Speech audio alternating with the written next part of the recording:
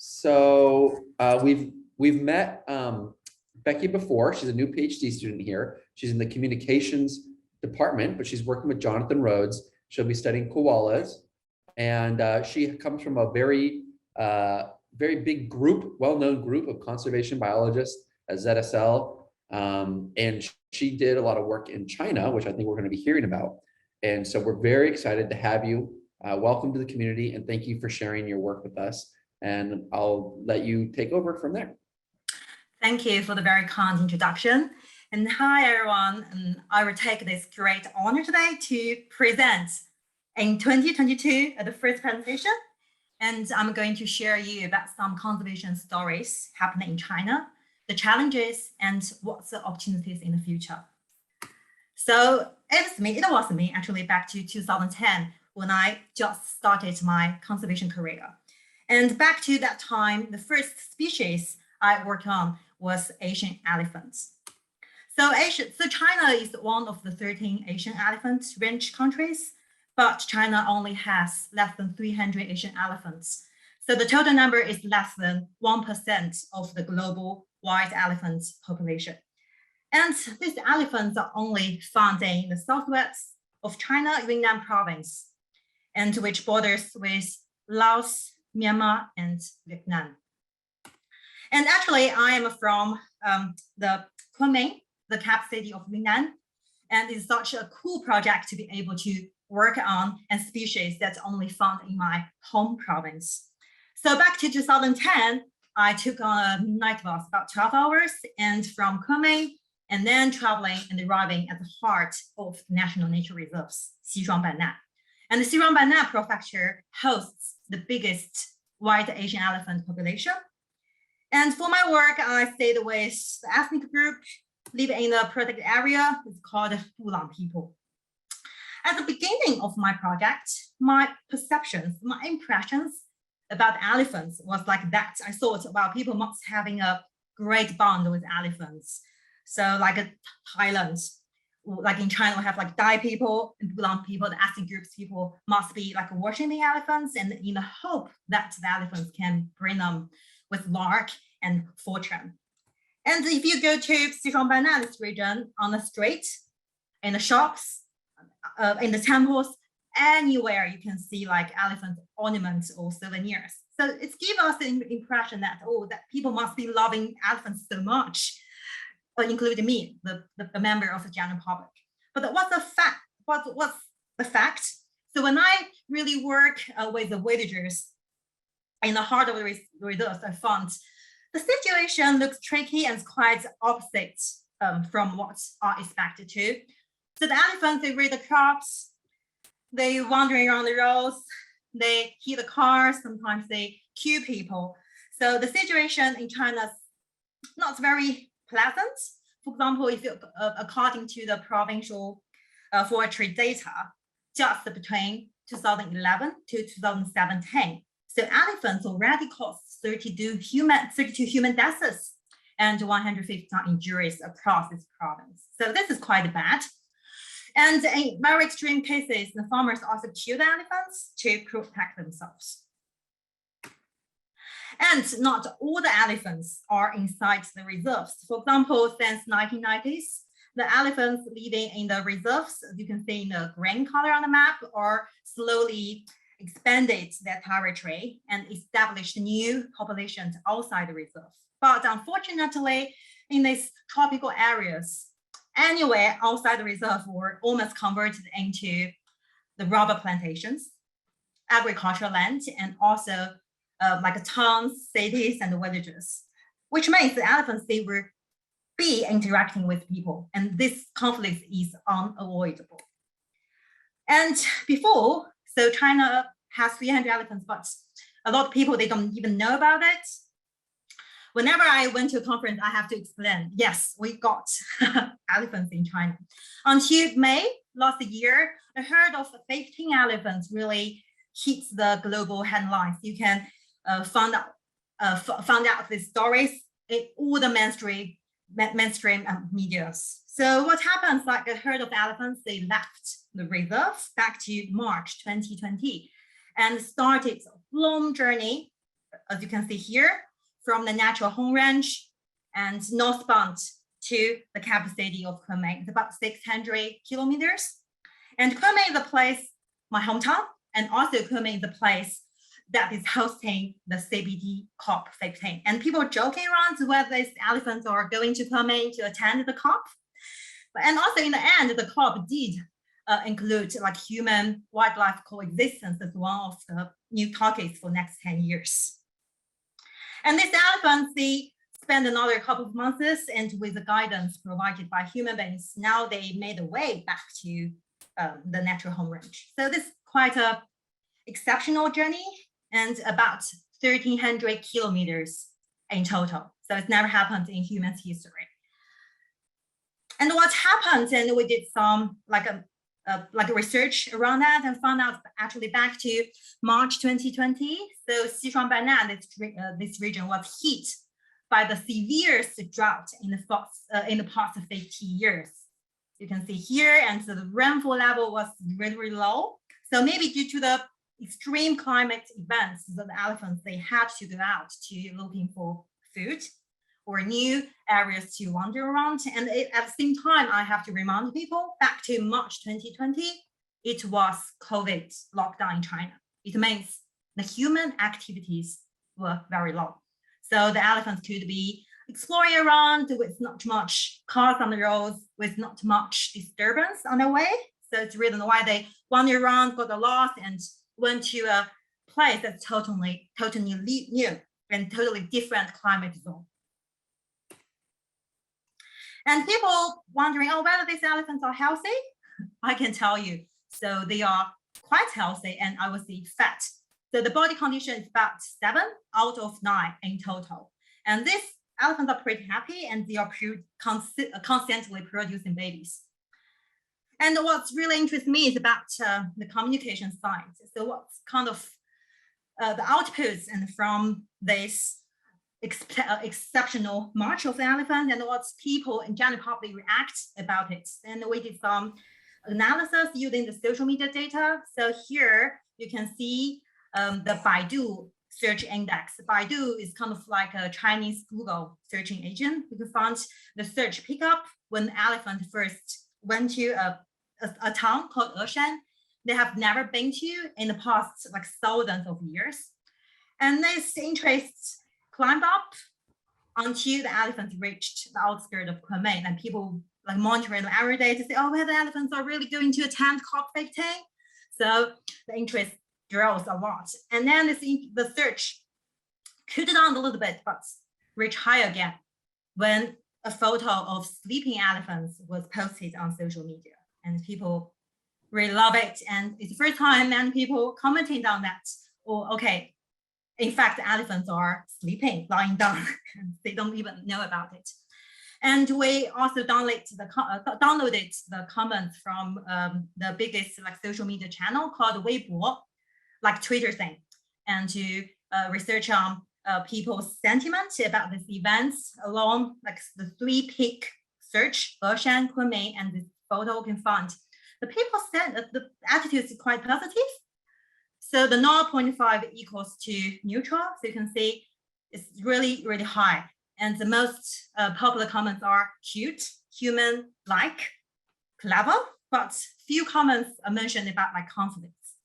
It's dropped a little bit here when reaching Kunming, when people concerned about whether the elephants will be getting trouble, reaching the city of Kunming, about 8.5 million people resident in there.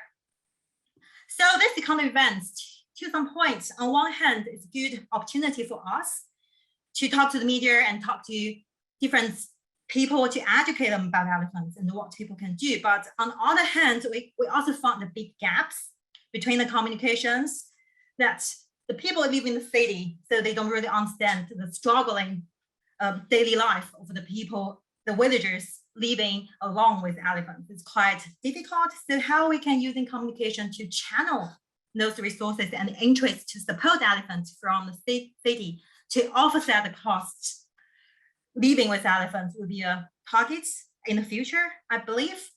For example, this herd itself cost damage over like $1 million US dollars, and Chinese government covered all the costs. But if this event happened in somewhere else, it may be not that lucky. And with the increasing climate change and also not much area left outside the reserve. So whether the elephants will go back to the city again. So this is the wake-up call for us to think about it. So from 2010 and 2021, the orphaned baby elephants were already grown up, and I was so fortunate to be able to work them. And I hope I can continue my commitment with Asian elephant conservation in my future career as well. So what happened in the past decades? Together with other research partners, we did conduct several research focusing on mitigating human-elephant conflicts. If you are interested, you can look into the publications we did, covering, for example, using insurance to mitigate the conflicts, and the stakeholder analysis, what's the priorities for Asian elephants in China, and also some lessons to think about the marching elephants back to March 2020. But what really interested me, motivated me, is to support conservation and put science into the practice. So these two components was my major role in my past 10 years life, to support the cross-sectoral collaborations among different stakeholders to make sure everybody on the same page, and also to support the across-boundary collaboration, because elephants are not only found in China, we got like international elephant herd who are sometimes they wandering to Laos side or Myanmar side, and they don't have a passport, and they don't need a passport to cross the border. So the future for Asian elephant conservation do need support and coordination among Asian elephant range countries. And here are some examples. I hosted several national and international workshops, priority mapping and action plans, trying to identify what will be the targets for the Asian elephants in the future. For example, we have stakeholders from communities, the policymakers, the NGO, academia, and insurance companies, everybody sitting together and argue with each other and to understand what the needs or the barriers to be. So I think this is a quite good exercise and maybe can be used in other species conservation as well.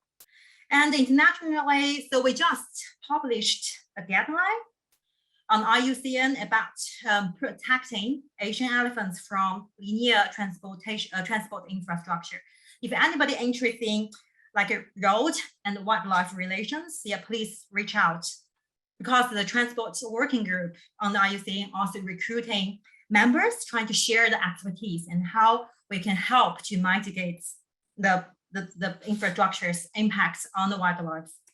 And on this guidelines also included one of the case study from Sichuan Banna, where the highway cutting through the biggest national nature reserves into half, west and east, and whether the crossing structures are useful. So you can find some answers from the guidelines. And also on the communication and advocacy side, I have organized several like events around Elephant Day. So here I just want to highlight that it was great to be able to work with journalists as well. The journalists are from like Thailand, Vietnam, Laos, and Myanmar. So they using elephant as ambassador and publish the conservation stories in 5 different languages and published in different range countries. So I think there will be a lot of opportunities to work cross-sector and to share this information out. But I want to highlight here that China doesn't only have elephants, and China has so many other animals that even only found in China. So what came across to you? Maybe you're thinking about giant panda, but actually there are a lot of animals, not only pandas. So what are they? For example, so in 2017, a group of researchers just found out a new species of gibbon, sky worker gibbon, only found in my province, Yunnan, and in total, like less than 150 individuals. And maybe you know about this species called Hainan gibbon. So only about 27 to 29 individuals in total, endemic to the Bawanling National Nature Reserves in Hainan Island. And birds as well, if you are birds lovers, so we got a species called blue-crowned laughing thrush. So less than 300 individuals in the wild and restricted to the Wuyuan County of Jiangxi province. So they are facing different challenges. And also China itself has 3 out of the 4 total snub-nosed monkey species. We've got, for example, the Yunnan one from my province, we've got Guizhou one, and we've got Sichuan one. And the Guizhou one, they only have like 800 individuals in total, only found in Fanjingshan National Nature Reserves in Guizhou province. And on the freshwater side as well, I don't know whether you know about this species, it's quite a sad story. So this is Yangtze River dolphin, Baiji. So Baiji was declared as functionally extinct back to 2007. And right now we still keep the hope that whether they will be, we may find like 1 or 2 still in the river, but we didn't have any luck after 10 years, 15 years. But still, we got the help. We got the Yangtze Phoenix purposes. It's another cetacean species, but less than like, I think 1,000 individuals in total, and also facing increasing challenges, for example, the traffic on the Yangtze River and a lot of other like sand digging, different issues. And I really want to share with you about a drawing made by the students. So what the future for Yangtze River? What the future? So I think this really bring me into the think and really catch my heart to think about the future for our freshwater cetaceans. And not any animal is cute in terms of public perception, can attract people's empathy, but China did have the species that are amazing and people even don't know about them. And maybe people think they're ugly. For example, this one is the Chinese giant salamander. So this is quite special animal and only found in China. They are the largest amphibian in the world. So the largest individual can grow up to 1.7 meters in length and 50 kilogram in weight. And the ancestors can trace back to 170 million years ago, so as old as dinosaur. But before I had my steps into this project, I didn't even know about this species. But giant salamander, so many other freshwater species, amphibians, for example, and even like turtles, they are facing the very unique challenge in China, it's farming.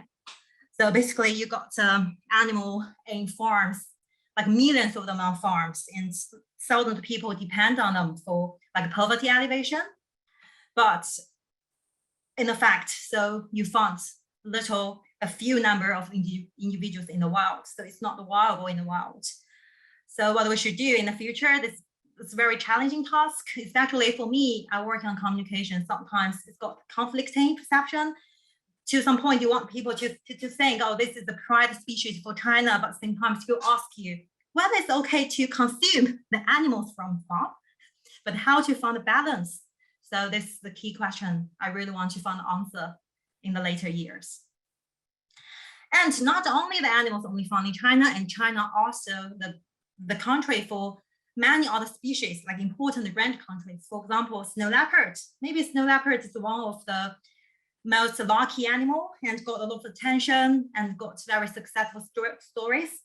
So actually, I took this photos myself. I think Tibetan Plateau in Qinghai is a place everyone should go. So, and in this place, one of my friends, Harry Townsend, so he established a project called the Cat Valley and set up the community-based ecotourism. And you can see snow leopard and trying to understand how the local Tibetan villagers are living harmony with this species. I think it's a great example we can learn from it. But opposite, we have some sad stories, and China hosting like stand-up pangolin and Chinese pangolin, but this species almost functional extinct. I will not say that, but very low population left in China, and internationally as well. China is a hub for pangolin consumption. So sadly, so the scale was used for Chinese medicine, and sometimes the pangolin meat was consumed illegally a delicacy in many other countries as well. So how to reduce the demand really needs effective communication mechanism, especially I think there's big knowledge gaps between conservation needs and what people's needs. For example, I just give an example about ivory.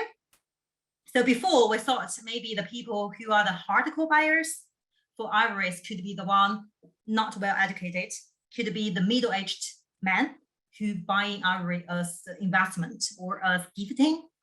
But post China's 2018 ivory ban, and some researchers found out actually the hardcore buyers are well-educated women.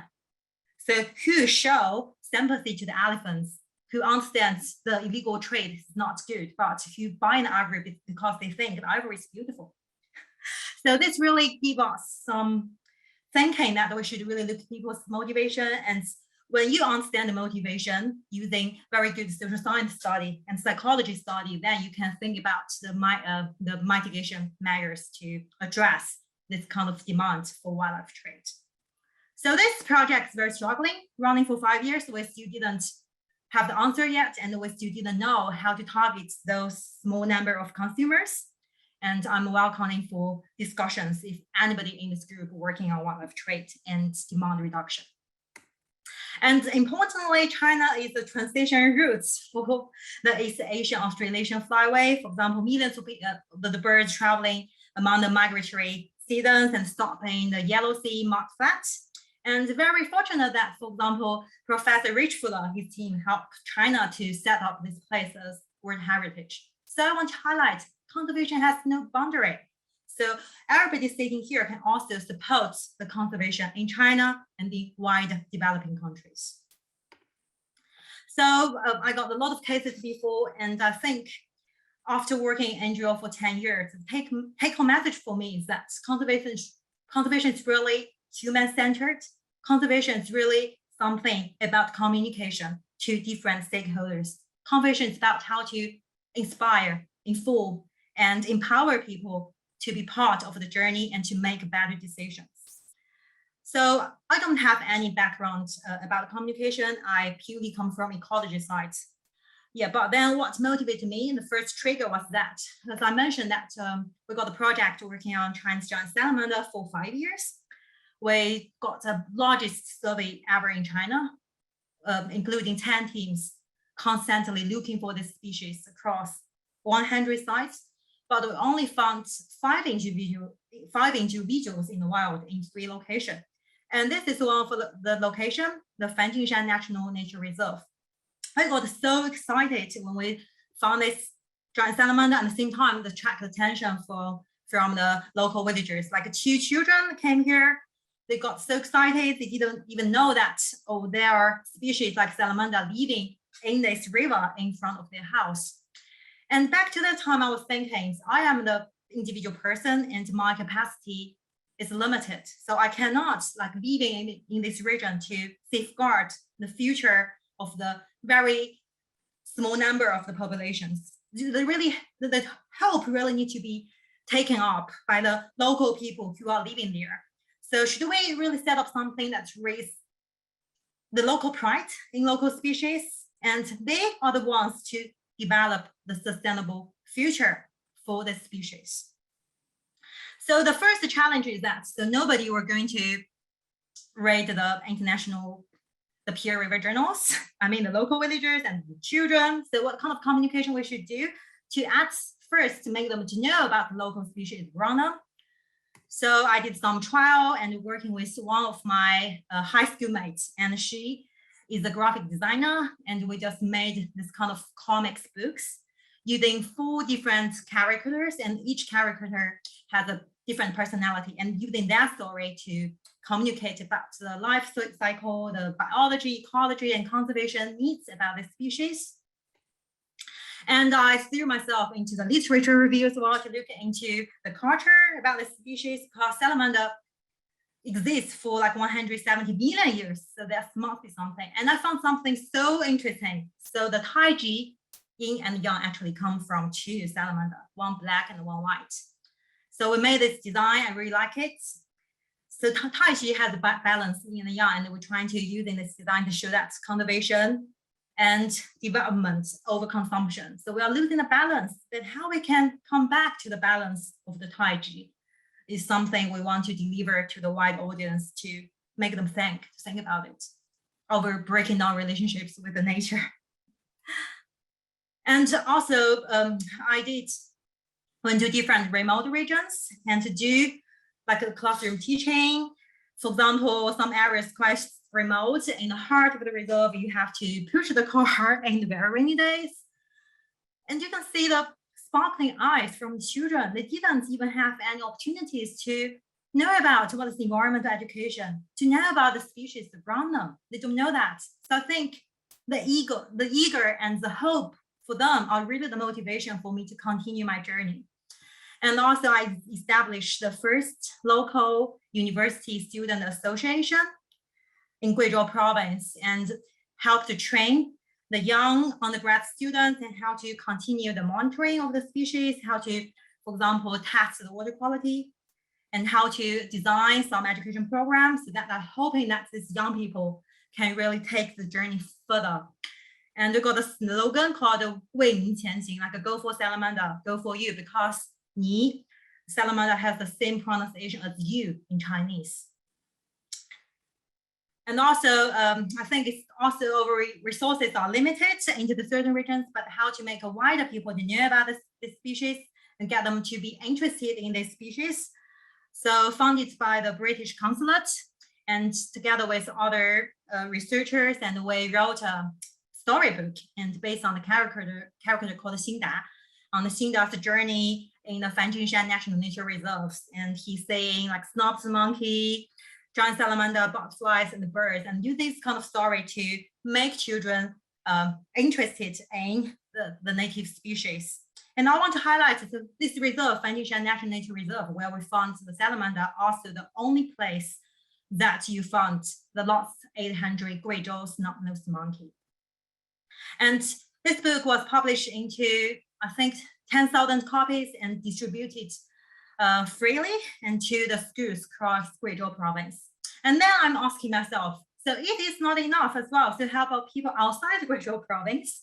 And then I'll help this reserve to develop, I think, the first ever environmental education center at the entrance of the reserve, because I think there are more than 1 million visitors visiting this National Nature Reserve every year, but there's no information at all about the snub-nosed monkey, the birds, the giant salamander, the plants, the floral species. So then we just made this as a center, and the people before their exploration to this journey, they can know where to stop and to look into the certain species. And what's really important for me as well, like this environment education center can be served as like an outer school, like outdoor teaching venue. So we got environmental educators from like Xishuangbanna, my elephant friends. They came and share about the bird stories to the children, and they never got a chance to do that. And also we designed the games as well, the screen games on salamanders that they can play. So they're really interesting games. And by playing the games, you will know about what is happening to the species to give them some ideas. And then Guizhou itself is not enough. I'm thinking what I can do in my part-time work, because I'm based in Kunming, and Kunming is an important place. It's why Kunming is hosting the COP15, right? So back to my city, I found a bookstore called Elephant Bookstore, and we founded this program called We Care. So We Care is like a TED style talk salon. So in the past 3 years, I invited speakers with different backgrounds working on like endangered species, conflicts, the gibbons, plastic, trade, the spiders, and the birds migrations. So all of the speakers who are willing to share the stories, we give them this platform, We Care. So these are all the posters we made for each talk. So we're really trying to make something interesting and memorable to people. And these posters, I'm trying to make an elephant shape. I don't know whether you can see that. So the slogan, I think, for We Care is to inspire encounters, glimpse into nature's secret. I'm so grateful for the support for all the speakers and for the publics who take part of it and support me into this journey. And I really hope that in Brisbane, because Yunnan is really like Queensland, and we got exactly the same climate, I feel very home here. So whether we can really replicate something, not only to have academia seminars among the researchers, but how to make a voice to be heard by the public. I think they are not indifferent, but they don't know how they can support conservation.